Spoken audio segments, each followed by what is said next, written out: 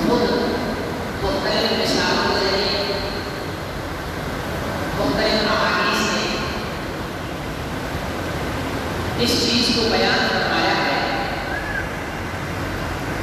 کہ میں اللہ کا آخری نبی ہوں، میرے بعد کوئی نبی نہیں آئے گا۔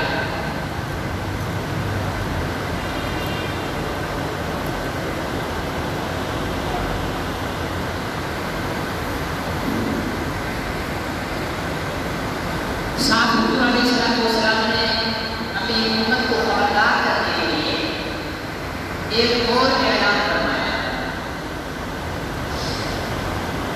سَيَكُونُ فِي أُمَّتِي ثَلَاثُونَ دَجَّالُونَ كَذَّابُونَ،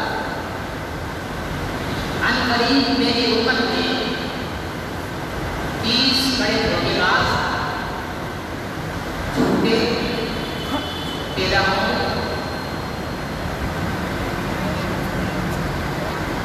ان میں سے ہر ایک کا دعویٰ یہ ہوگا کہ وہ اللہ کا رسول ہے۔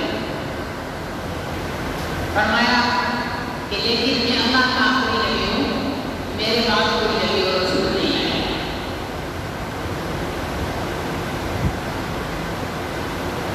چونکہ حضور علیہ السلام نے فرمایا کہ 20 دجال آئیں گے، تو حضور علیہ السلام کی فرمائی ہوئی بات غلط نہیں ہو سکتی۔ چنانچہ حضور علیہ السلام کی زندگی مبارک میں مسیلمہ کذاب، اسود عنسی جیسے مدعیان نبوت کے لوگ،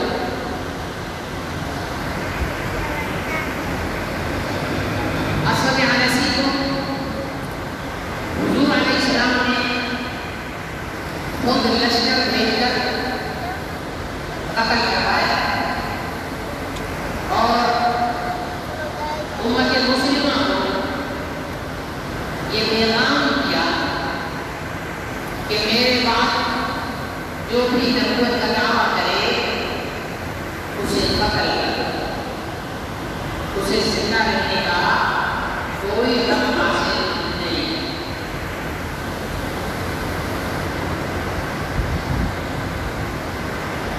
مسیلمہ کذاب کو حضرت سیدنا صدیق اکبر رضی اللہ تعالیٰ عنہ کی خلافت کے زمانے میں سیدنا خالد بن ولید رضی اللہ تعالیٰ عنہ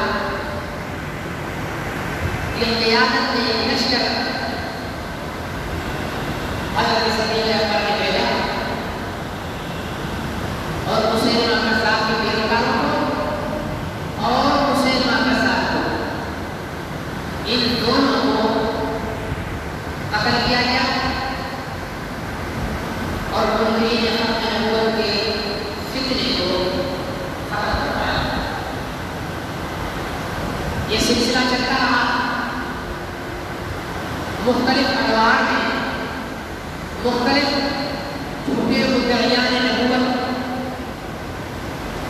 کھڑے ہوتے رہے، امت مقابلہ کرتی رہی، ان کو مٹاتے رہے، ختم ہو گئے۔ آج روئے زمین پر کہیں پر بھی آپ کو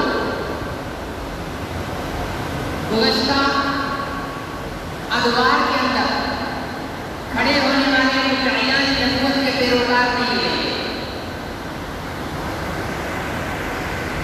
آپ جب دنیا کا میپ چیک کریں گے، دنیا کا نقشہ چیک کریں گے، تو اس نقشے میں بتایا جاتا ہے کہ یہ علاقہ، اس علاقے کے اندر اس مذہب کے ماننے والے اتنے، اس مذہب کے ماننے والے اتنے۔ جب پاکستان کا نقشہ ہوگا تو وہاں بتایا جائے گا کہ یہاں مسلمان اتنے ہیں، عیسائی اتنے ہیں، سکھ اتنے ہیں، یہودی اتنے ہیں۔ انڈیا کا نقشہ ہوگا، اس کے اندر بھی یوں ملے گا، دنیا کے تمام مذاہب دنیا کے ہر نقشے کے اندر موجود ہیں، لیکن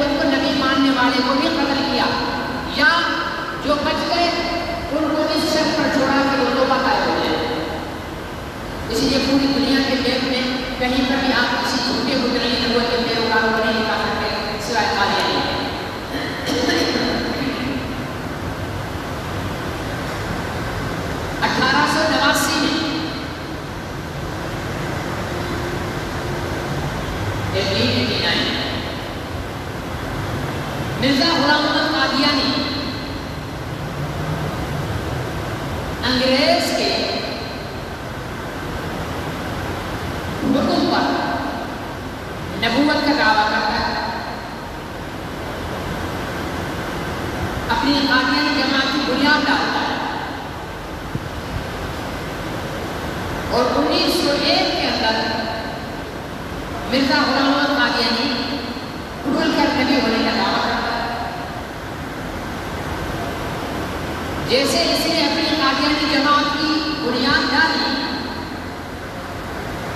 تو سب سے پہلے لدھیانہ کے علماء کرام نے مرزا غلام احمد قادیانی کا کفر کا فتویٰ لگایا، کہا کہ مرزا غلام احمد قادیانی اس کے ماننے والا ہے، راہ اسلام میں خارج ہوگا۔ مرزا غلام احمد قادیانی کے پیروکاروں نے مرزا غلام احمد قادیانی نے علماء کے فتوے کو مسترد کر دیا اور کہا کہ یہ مولوی لوگ جو ایک دوسرے کو کافر کہہ کے دیتے ہیں، ہم ان کے فتوے کو نہیں مانتے۔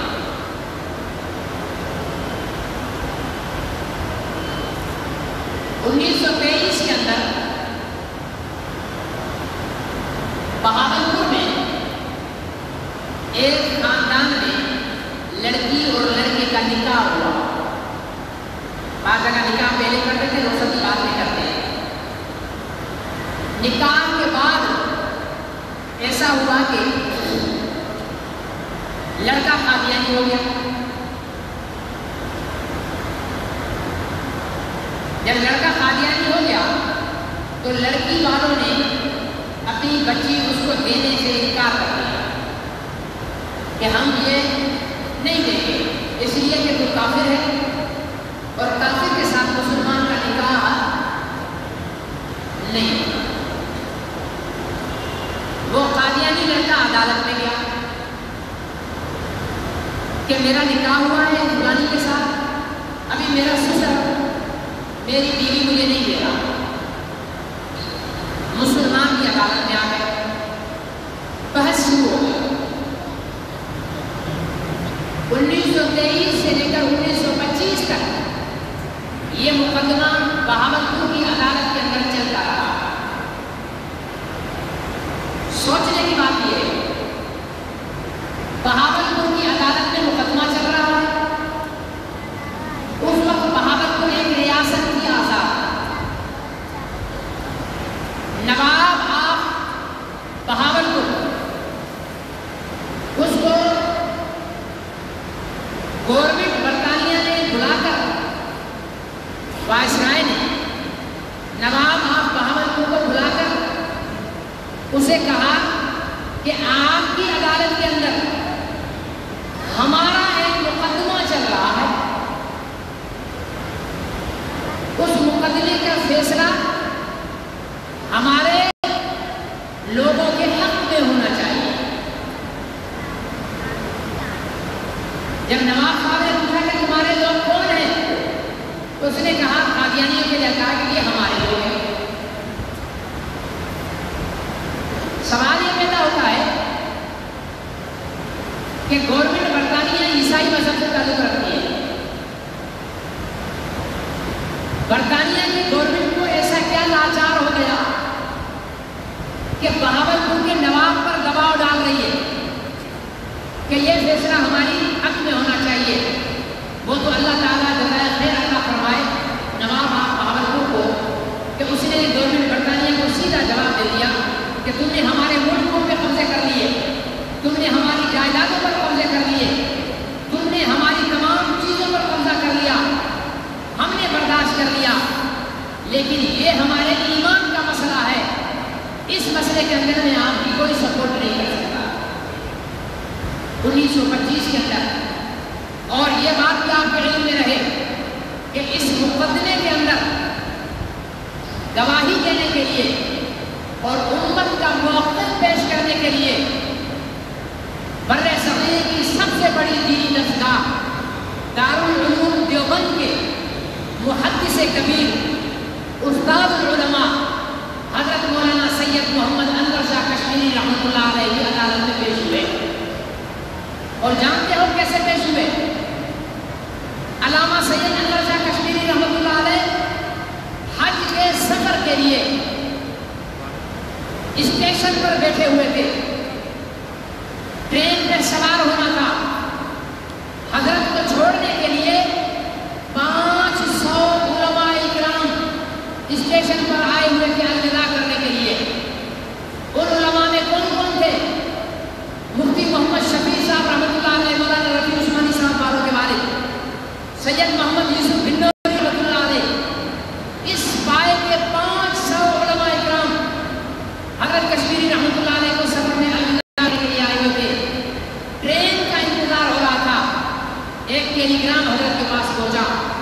وہ ٹیلی گرام حضرت نے پڑھا.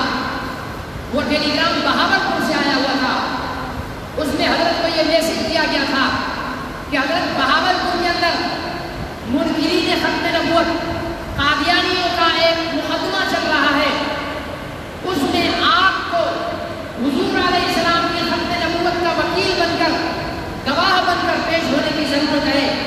آپ عدالت میں تشریف لائیے اور امت کا موقف پیش کیجیے. حضرت نے جب ٹیلی گرام دیکھا گردن جھکا لی. پھر گردن اٹھا کر فرمایا کہ میرا سامان سارا گھر واپس دلا دو. حج کا سفر کینسل. شاگرد حیران ہو گئے. حضرت حج کا سفر اور وہ آپ نے کینسل کر دیا. خیر تو ہے. حضرت علامہ کشمیری رحمۃ اللہ علیہ فرمانے لگے یہ میرے پاس ٹیلی گرام آیا ہے. مجھے بہاولپور کی عدالت میں حضور علیہ السلام کی ختم نبوت کی گواہی کے لیے بلایا جا رہا ہے. میں نے اپنی زندگی کے تمام اعمال پر نظر دوڑائی. مجھے اپنی زندگی کا کوئی ایسا عمل نظر نہیں آیا جس سے نبی پاک صلی اللہ علیہ وسلم کی شفاعت یقینی نصیب ہو. یہ کون بول رہا ہے؟ آپ کے اور میری طرح ایک وقت کی نماز پڑھ کر ایک وقت چھوڑنے والا نہیں. یہ وہ بول رہا ہے جو نصف صدی سے زائد عرصے تک دارالعلوم دیوبند کی مسند حدیث پر بیٹھ کر صرف حضور علیہ السلام کے حدیث کا درس دیتا رہا ہے. وہ شخصیت کیا بولتی ہے؟ فرمایا کہ میں نے اپنے زندگی کے اعمال پر نظر دوڑائی کہ کوئی ایسا عمل مل جائے جس کی بنیاد پر محمد رسول اللہ صلی اللہ علیہ وسلم کی شفاعت مجھے یقینی مل جائے. مجھے اپنے اعمال میں کوئی ایسا عمل نظر نہیں آیا. میں نے ختم نبوت کی گواہی کے لیے عدالت میں پیش ہونے کو سب سے بڑی نیکی سمجھا ہے.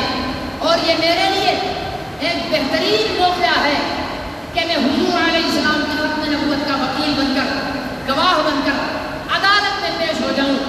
یہ ایک نیکی مجھے ایسی لگتی ہے جس کی وجہ سے حضور علیہ السلام کی شفاعت یقینی ہے. حضرات علماء کرام نے کہا حضرت آپ کو کثر نقشی سے بات کام چل لے رہے ہیں. آپ کو اتنے بڑے عالم ہیں, آپ کو اتنے بڑے محدث ہیں. تب حضرت سید انور شاہ کشمیری رحمۃ اللہ علیہ نے علماء کرام کے لیے ایک جملہ ارشاد فرمایا کہ اگر ہم محمد رسول اللہ صلی اللہ علیہ وسلم کی ختم نبوت کا تحفظ نہ کر سکیں تو ہم سے گلی کا کتا بہتر ہے. یہ سید انور شاہ کشمیری رحمۃ اللہ علیہ فرما رہے ہیں کہ اگر ہم محمد رسول اللہ صلی اللہ علیہ وسلم کی ختم نبوت کا تحفظ نہ کر سکیں تو ہم سے گلی کا کتا بہتر ہے. یہ جملہ حضرت کا ہے. میں اس کی آگے تشریح کروں. کیوں کہا یہ حضرت نے؟ اس لیے کہ گلی کا کتا, گلی کے مکیر کوئی بچا ہوا ٹکڑا, کوئی بچی ہوئی ہڈی دروازے سے باہر پھینکتے ہیں. ان کا بچا ہوا ٹکڑا کھا کر ساری رات ان کی حق کے نمک حلالی کرتا ہے, جاگ کر محلے والوں کی پہرے داری کرتا ہے. علماء تو وہ طبقہ ہے جن کی شناخت محمد عربی سے ہے. علماء تو وہ طبقہ ہے جن کی عزت محمد عربی سے ہے. علماء تو وہ طبقہ ہے جن کا مقام محمد عربی سے ہے. علماء تو وہ طبقہ ہے جو وارث محمد عربی کے ہیں. علماء تو وہ طبقہ ہے جو منبر محمد عربی پر بیٹھتے ہیں. علماء تو وہ طبقہ ہے جو مصلی محمد عربی پر کھڑے ہو کر قوم کی امامت کراتے ہیں. علماء تو وہ طبقہ ہے جو محمد عربی کی میراث تبلیغ کا کام سر انجام دیتے ہیں. علماء تو وہ طبقہ ہے جو محمد عربی کی میراث سیاست کا کام سر انجام دے رہے ہوتے ہیں. علماء وہ طبقہ ہے جن کے ہاتھ قوم صرف اس لیے چومتی ہے کہ یہ میرے آقا کے وارث ہیں. علماء وہ طبقہ ہے جن کو چندہ اس لیے دیا جاتا ہے کہ یہ محمد عربی کے وارث ہیں اور اس کے دین کے پہرے دار ہیں. تو جس مولوی کی, جس عالم کی, جس محدث کی, جس مفکر کی, جس شیخ الحدیث کی, جس شیخ التفسیر کی, جس محمد عربی ہو، اس کے ہاتھ محمد عربی کی وجہ سے چنے جاتے ہو، اس کا پیٹ محمد عربی کے نام پر بھرا جاتا ہو، اگر وہ مولوی، اگر وہ مرشد محمد عربی صلی اللہ علیہ وسلم کے نام پر ہاتھ چما کر بھی، محمد عربی صلی اللہ علیہ وسلم کے نام پر چندہ لے کر بھی، محمد عربی صلی اللہ علیہ وسلم کے نام پر لوگوں کا احترام وصول کر کے بھی محمد عربی کی ختم نبوت کا تحفظ نہ کرے تو یقیناً وہ گلی کے کتے سے بدتر ہے۔ میرے عزیز علامہ احمد شاہ کشمیری رحمۃ اللہ علیہ کے بہاولپور کی عدالت میں پیش ہوئے، اس عدالت کی پوری کارروائی ہمارے پاس کتابی شکل میں موجود ہے، اردو ترجمے میں، کسی کو پڑھنی ہو تو لے سکتا ہے مجھ سے، مفت میں دیں گے، لیکن ہماری قوم پڑھتی تھوڑی ہے، ہماری قوم کو اس سے فرصت ہو، اس سے فرصت ہو تو پڑھے نا، وہ تو اسی میں لگی ہوئی ہے، یہ انگلی نہیں کرتی ہے قوم، کبھی آنکھیں بھی استعمال کر لو، کبھی زبان بھی ہلا لو، اپنے دین کے تحفظ کے لیے، اپنے نبی کی ختم نبوت کے تحفظ کے لیے، اپنے نبی کی ناموس کے تحفظ کے لیے، اپنے نبی کے غلاموں کی عزت اور ناموس کے لیے 1925 میں بہاولپور کی عدالت نے، جس عدالت کا جج خود غیر مسلم تھا، جس عدالت کا جج خود غیر مسلم تھا، امت نے معطل جب پیش کیا تو جج نے فیصلہ کیا کہ قادیانی، مرزا غلام احمد قادیانی اور اس کو ماننے والے سارے کے سارے دائرہ اسلام سے خارج اور کافر ہیں۔ کیا ہے سب نہیں بولتے، گواہی ہے محمد عربی کے دشمنوں کے خلاف، مرزا غلام احمد قادیانی اور اس کے ماننے والے کیا ہیں؟ جب یہ جج نے فیصلہ کیا تو قادیانی نے کہا یہ جج کون ہوگا، یہ تو خود ہی کافر ہے، اس کو کیا حق ہے کسی کو کافر اور مسلمان کہنے کا۔ وہ ایک کہاوت آپ نے سنی ہوگی کہ لاتوں کے بھوت باتوں سے نہیں مانتے، جن کی عادت ہی لاتے کھانا ہو، اگر یہ منکرین ختم نبوت باتوں سے مانتے تو حضور علیہ السلام منکرین ختم نبوت کے قتل کا حکم نہیں دیتے۔ مرتد کے لیے ہے کہ اس کو 3 دن سمجھاؤ، ٹھیک ہے نا، مطلب اس کے اندر تھوڑی گنجائش ہے کہ شاید وہ باتوں سے مان لے، لیکن ختم نبوت کے منکر کے لیے، جھوٹے مدعی نبوت کے لیے، نبی پاک کے بعد کسی جھوٹے نبی کو ماننے والے کے لیے اسلام نے کوئی بحث، کوئی گفتگو، کوئی مذاکرہ، ٹیبل ٹاک، دلیل و دلائل کچھ بھی نہیں ہے۔ اس کو کہنا ہے توبہ کرتا ہے تو ٹھیک، ورنہ تیری گردن تیرے دھڑ سے جدا کر دی جائے گی۔ قادیانی کا ہم نہیں مانتے، بات چلی، تحریک چل پڑی۔ 1947 میں کیا ہوا؟ 14 اگست کو پاکستان آزاد ہوا۔ دیکھو پاکستانیوں کو بھی پتہ نہیں ہے کہ کیا ہوا تھا، دیکھے پاکستان میں ہو لیکن پتہ نہیں ہے کہ کیا ہوا تھا، سوچ رہے کیا ہوا تھا۔ 1947 میں اگست میں پاکستان بن گیا۔ پاکستان کے پہلے گورنر جنرل مرحوم محمد علی جناح صاحب ہوئے، انہوں نے کابینہ بنائی۔ کابینہ میں پہلا وزیر خارجہ جو بنا وہ ظفر اللہ خان قادیانی تھا۔ یہ پاکستان کی نصیب پر پہلا کلین کا ٹیکا تھا، بدنما دار تھا، ٹھیک ہے۔ محمد علی جناح کو پتہ نہیں تھا، 47 میں بنا، 48 میں محمد علی جناح چلا گیا، ٹھیک ہے جی۔ پاکستان بننے کے بعد 1 سال میرے خیال سے رہا، پاکستان سے تشریف لے گئے۔ اب علماء اکرام نے جب دیکھا کہ ظفر اللہ خان قادیانی پاکستان کا وزیر خارجہ کم اور پاکستان کے تمام دفاتر خارجہ جو دوسرے ملکوں میں ہیں وہاں پر قادیانیوں کی تبلیغ کرنے کے لیے زیادہ جاتا ہے، پاکستان کا ہر دفتر خارجہ وہ امریکہ میں ہو، برطانیہ میں ہو، فرانس میں ہو، جرمنی میں ہو، جاپان میں ہو، چائنا میں ہو،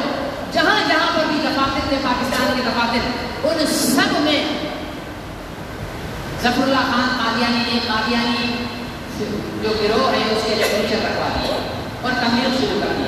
علماء نے کہا یہ تو وزیر پاکستان کا ہے, تبلیغ قادیانیت کی کر رہا ہے, ملک بنا اسلام کے لیے ہے, یہ قادیانیت کی کر دی. علماء اکرام نے تحریک چلائی. علماء اکرام نے 3 مطالبے رکھے. کتنے مطالبے رکھے؟ 3 مطالبے رکھے. پہلا مطالبہ یہ رکھا کہ ظفر اللہ خان قادیانی کو عہدے سے. دوسرا مطالبہ یہ رکھا کہ پاکستان کے تمام کلیدی عہدوں سے قادیانیوں کو ہٹا دو. تیسرا اور اہم ترین مطالبہ یہ رکھا کہ پاکستان میں قادیانیوں کو غیر مسلم اقلیت قرار دے دو. 3 مطالبے رکھے. تحریک چلتی رہی. امیر شریعت سید عطا اللہ شاہ بخاری رحمۃ اللہ علیہ, ابو الحسنات بریلوی رحمۃ اللہ علیہ, مظفر علی شمشی, مظہر علی اظہر, شیعہ حضرات اور اہل حدیث حضرات, ہر مکتب فکر کے علماء اکرام موجود تھے. انہوں نے قیادت کی. چلتے 1953 آ گیا. کیا آ گیا؟ 1953 آ گیا. ظفر اللہ مرزا غلام احمد قادیانی کا دوسرا بیٹا بشیر الدین محمود جو قادیانیوں کا دوسرا خلیفہ ہے, اس نے بلوچستان کا دورہ کیا. بلوچستان میں غربت, بلوچستان میں جہالت, بلوچستان میں قسم پرسی. آج بھی پاکستان کا سب سے کم تعلیمی یافتہ صوبہ بلوچستان ہے, سب سے کم وسائل والا صوبہ جہاں سہولیات دی جا رہی ہوں. حالانکہ وسائل سب سے زیادہ ہیں بلوچستان میں. گیس کے ذخائر وہاں پر موجود ہیں, سونے چاندی کے ذخائر وہاں پر موجود ہیں, لیکن ظالم حکمران کسی صوبے کو کوئی حق نہیں دیتے ہیں. صوبے کو دبایا ہوا ہے, پھر کہتے ہیں کہ وہاں سے غدار پیدا ہو رہے ہیں. تو بلوچستان سب سے کسب کرسی کے عالم میں, آبادی میں چھوٹا اور رقبے میں 3 صوبوں کو ملا لو. ایک طرف بلوچستان رقبے کے حساب سے 3 صوبوں سے بھی بڑا ہے. سندھ, پنجاب, کیپی کے تینوں صوبے ایک طرف اور بلوچستان پورے کا پورا ایک طرف ہو جاتا ہے. تو قادیانی نے سوچا آبادی اس کی کم ہے, رقبہ اس کا زیادہ ہے, ہم سازش کر کے پیسہ خرچ کر کے غریبوں کا پیٹ بھر کر اس صوبے کو قادیانی بنا لیتے ہیں. مرزا بشیر الدین محمود نے اعلان کیا کہ 1952 گزرنے نہ پائے, 1952 گزرنے نہ پائے کہ بلوچستان صوبے کو احمدی صوبہ بنا دیا جائے.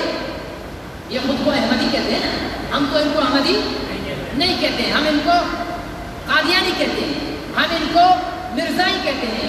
اور اگر یہ 2 لفظ بھی ان کو اچھے نہیں لگتے تو میں نے ایک لفظ ان کے لیے اور چوائس کر رکھا ہے, گھسیٹیا. کیا؟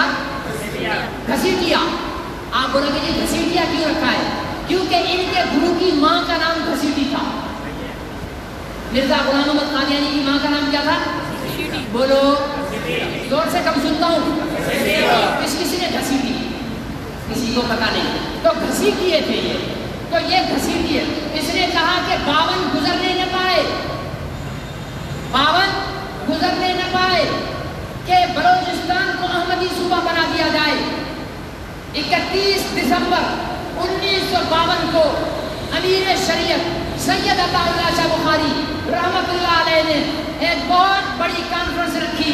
رات کے جب 12 بجے کانٹا 12 پر آیا اور 52 سے 53 شروع ہوا, امیر شریعت سید عطا اللہ شاہ بخاری رحمت اللہ علیہ نے خطاب میں کہا بشیر الدین محمود تیرا 52 گزر چکا, عطا اللہ شاہ بخاری کا 53 شروع ہو چکا ہے. تو 52 میں بلوچستان کو قادیانی نہیں بنا سکا ہے.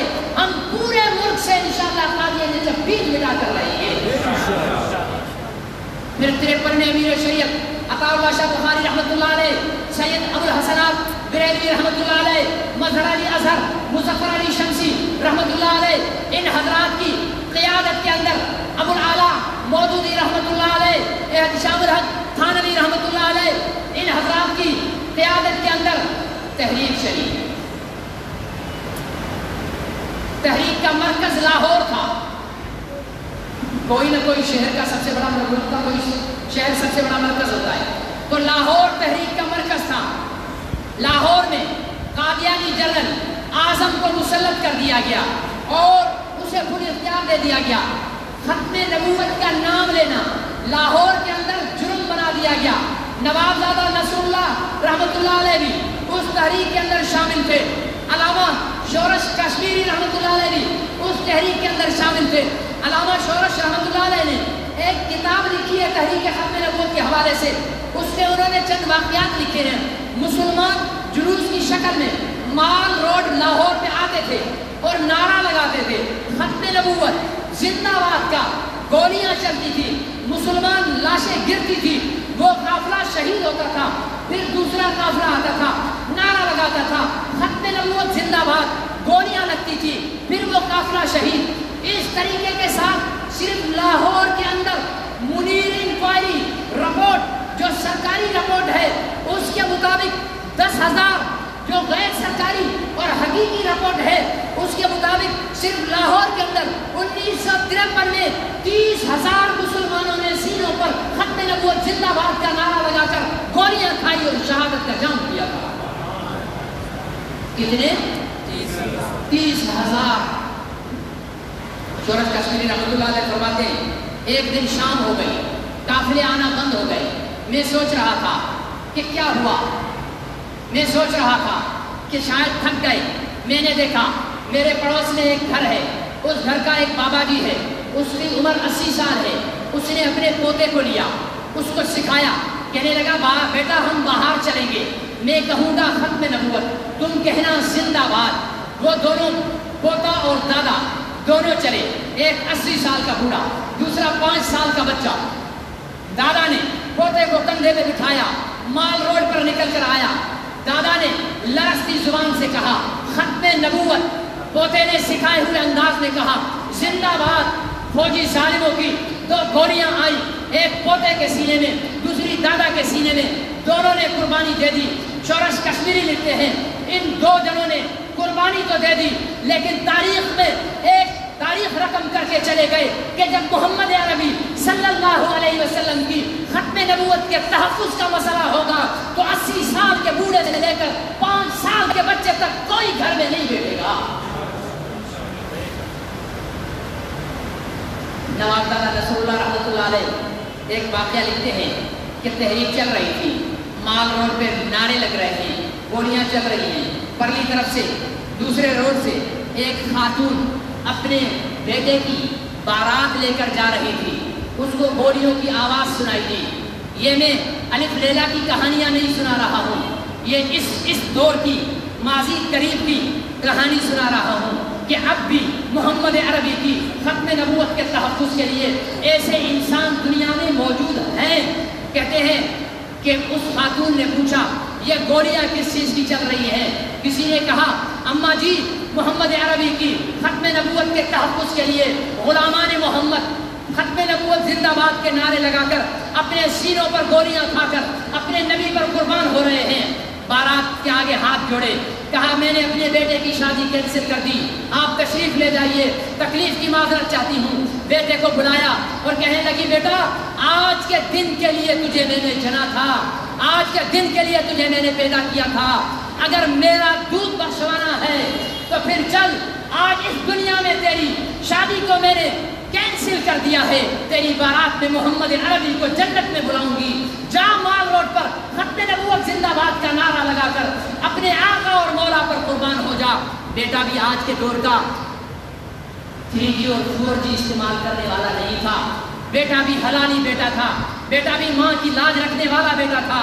اس نے بھی سینہ تانا مال روڈ کی طرف دوڑ لگا دی اور اس نے ختم نبوت زندہ باد کا نعرہ لگا کر اپنے سینے پر گولی کھائی اور ماں کا دودھ بخشوا کر دنیا کو بتا دیا کہ کوئی بھی کتنی بھی اہم چیز ہو محمد عربی صلی اللہ علیہ وسلم کی ختم نبوت سے زیادہ اہم نہیں ہو سکتی ہے.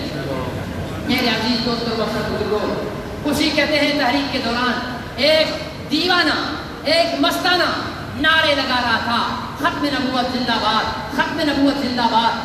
نعرے لگاتے لگاتے اس کو فوجیوں نے پکڑ لیا, اس کو چماٹے لگانا شروع کر دی. ہر چماٹ پر, ہر ٹھڈے پر, ہر مکے پر اس کی زبان سے نکلتا تھا ختم نبوت زندہ باد. فوجی عدالت لگائی گئی تھی, اس کو عدالت میں پیش کیا گیا. عدالت میں داخل ہوتے ہی اس نے کہا ختم نبوت زندہ باد. جج نے کہا اسے 1 سال کی سزا دے دو, اس نے کہا ختم نبوت زندہ باد. جج نے کہا اسے 5 سال کی سزا دے دو، اس نے پھر کہا ختم نبوت زندہ باد۔ جج نے کہا اسے 10 سال کی سزا دے دو، اس نے پھر کہا ختم نبوت زندہ باد۔ جج نے کہا اسے باہر لا جا کر گولی لگا کر ختم کر دو۔ وہ ناچنا شروع ہو گیا اور دیوانہ وار عدالت میں ناچتے ہوئے کہنے لگا ختم نبوت زندہ باد، ختم نبوت زندہ باد۔ جج نے کہا یہ پاگل ہے، چھوڑ۔ اب ذرا اس پاگل کی یاد کو آپ بھی زندہ کر کے دکھاؤ، ختم نبوت زندہ باد، ختم نبوت زندہ باد۔ جو نبی سے جتنا پیار کرتا ہے اس نعرے کی گونج اتنی تیز ہونی چاہیے، ختم نبوت زندہ باد، ختم نبوت زندہ باد۔ کوئی بوڑھا نہ رہے، کوئی بچہ نہیں رہے، کوئی امیر نہیں رہے، امیر اپنے لیے ہے، غریب اپنے لیے ہے۔ اس دھرتی پر بیٹھا ہوا کلمے پڑھنے والا ہر شخص محمد عربی کا غلام بن کر بولے ختم نبوت زندہ باد۔ میرے عزیز دوستو، محترم بزرگوں، یہ آج جو آپ نے یہاں نعرہ لگایا ہے، کسی زمانے میں اس نعرے کی قیمت گولی ہوا کرتی تھی۔ یہ جو آپ نے یہاں نعرہ لگایا ہے، اس نعرے کے لیے ماں نے اپنے بچے قربان کیے ہیں۔ یہ نعرہ لگانا اتنا آسان نہیں ہوا کرتا تھا۔ اس نعرے کے لیے دادا اور پوتا قربان ہوئے ہیں۔ اس نعرے کے تحفظ کے لیے 30,000 مسلمانوں نے صرف لاہور شہر کے اندر اپنی جانیں قربان کی ہیں۔ میرے عزیز دوستو، اس نعرے کا تحفظ کرو۔ آج پھر ختم نبوت کے اوپر گدھ منڈلا رہے ہیں، اسلام دشمن منڈلا رہے ہیں، حکومت کی سرپرستی میں منڈلا رہے ہیں اور قومی اداروں کی سرپرستی میں منڈلا رہے ہیں۔ یاد رکھو حکمرانوں، یاد رکھو قومی اداروں، یاد رکھو ایجنسیوں والوں، پولیس والوں، فوج والوں، اسمبلیوں میں بیٹھنے والوں، عدلیہ کی کرسی پر بیٹھنے والے ججوں، یاد رکھو تمہارے پاس قانون بھی ہے، تمہارے پاس اختیار بھی ہے۔ اس لیے یہ قوم خاموش ہے کہ تم اپنے قانون کو اختیار میں لا کر ختم نبوت کا تحفظ کرو گے، تم اپنے اختیار کو قانون کا جو ہے تحفظ ختم نبوت کے تحفظ کے لیے جو ہے استعمال کرو گے۔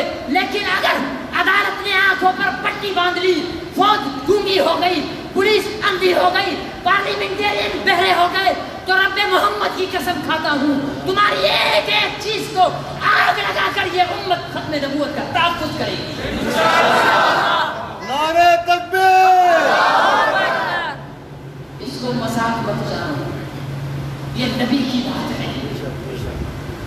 نبی وہ ہے جو ہر مسلمان کے یہاں ہے، نبی وہ ہے جو ہر مسلمان کی آنکھ کی پتلی میں ہے، ہماری دھڑکن دھڑکن کے ساتھ نبی ہے، ہماری سانس سانس کے ساتھ نبی ہے۔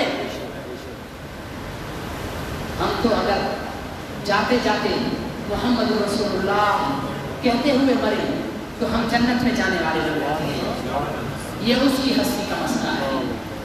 قادیانیوں نے وقت ختم ہو گیا، اس گفتگو کو میں اگلے جمعے جاری رکھوں گا انشاءاللہ۔ یہ سلسلہ ختم نہیں ہوا ہے، یہ موضوع ابھی بدلے گا نہیں، میں اس موضوع کو کنٹینیو کروں گا۔ برطانیہ کے اندر قادیانیوں نے مل کر 40 برطانوی پارلیمنٹیرین کے ساتھ مل کر پاکستان کے خلاف ایک رپورٹ تیار کی، ان سے دستخط لیے۔ کیا رپورٹ تیار کی کہ پاکستان میں قادیانیوں پر ظلم کیا جا رہا ہے، پاکستان میں قادیانیوں پر ظلم کیا جا رہا ہے۔ ارے ظلم تو ہم پر قادیانیوں نے کیا ہوا ہے۔ میرے نبی کے روزے کو ذلیل جگہ لکھے، یہ ظلم نہیں ہے۔ میری فاطمہ الزہرا، میری اماں فاطمہ الزہرا، نبی کی لخت جگر، علی کی بیوی فاطمہ، حسن اور حسین کی اماں کے کردار پر گندی گالیاں لکھی جائیں، یہ ہمارے اوپر ظلم نہیں ہے۔ ابو بکر اور عمر کو برا کہا جائے، یہ ہمارے اوپر ظلم نہیں ہے۔ اس ملک میں ہم اکثریت میں ہوتے ہوئے بھی قادیانی اور دوسرے گستاخان رسول ہمارے پیغمبر کو گالیاں دے کر یورپ بھاگ جاتے ہیں، یہ ہم پر ظلم نہیں ہے۔ لعنت ہو قادیانیوں اوپر، لعنت! آہستہ بولتے ہو، کیوں ڈرتے ہو؟ بلند آواز کے ساتھ بولو، غلامی کا حق ادا کرتے ہوئے بولو۔ جو قادیانی ہے اس پر بھی لعنت ہے، جو قادیانی کا سپورٹر ہے اس پر بھی لعنت ہے، جو قادیانیوں کا سہولتکار ہے اس پر بھی لعنت ہے، جو قادیانیوں کا دوست ہے اس پر بھی لعنت ہے۔ بھلے میں ہوں اس پر بھی، بھلے کوئی ہو اس پر بھی، نواز شریف ہو تب بھی، زرداری ہو تب بھی، عمران خان ہو تب بھی، آرمی چیف ہو تب بھی، چیف جسٹس ہو تب بھی، پوری دنیا کی طاقتیں مل جائیں، اگر محمد عربی کے مقابلے میں آئیں گی ہم ان پر لعنت ایک دفعہ جو رپورٹ دی ہے اس کی حقیقت کیا ہے، زندگی رہی تو انشاءاللہ جو بیان کی جائے سننے والے